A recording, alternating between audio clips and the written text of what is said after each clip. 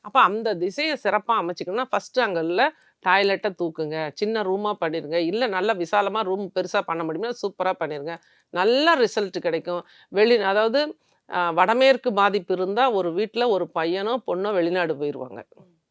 வெளிநாட்டு பணம் அங்க வருதுன்னு சொன்னாங்க. வெளிநாட்டு பணம் வந்து என்ன பண்றது? பிள்ளை வீட்ல இருக்கணும். தாயோட பிள்ளை, பிள்ளையோட தாய்ங்கிற கான்செப்ட்ல ஒரு குடும்பத்தில இருக்கணும். அந்த அமைப்பு வடமேற்க இந்த டாய்லெட்ட தூக்கிட்டு நீங்க ஒரு ரூமா பண்றீங்களோ, ஹாலா பண்றீங்களோ, அந்த இடத்த சுத்தமா வச்சிருக்கும் பொழுது, வெளிநாட்டுக்கு போயிட்டு வேலைவாய்ப்பே கிடைக்காமயும் சரி, அல்லது நல்ல பொருளாதாரம் இருந்தா கூட, நம்ம அம்மா, அப்பா கூட இல்லையே, நம்ம ஊர்ல இல்லாத வசதிகள் என்ன இருக்கு? நம்ம பூர்வீகத்துக்கே போயிரணும்னு எந்த பசங்கலாம் நெனச்சிட்டு இருக்காங்களோ, அவங்கலாம் நாடு திரும்புவாங்க. இது உறுதி.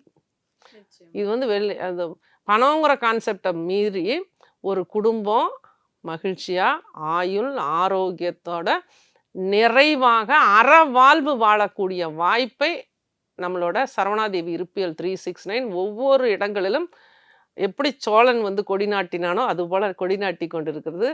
இதெல்லாம் ஒவ்வொரு நாளும் எனக்கு இந்த மாரி விஷயங்கள ஆய்வு பண்ணி மக்களுக்கு எடுத்து சொல்ல வாய்ப்பு குடுத்த பிரபஞ்சத்திற்கு மனமார்ந்த நன்றிகள்.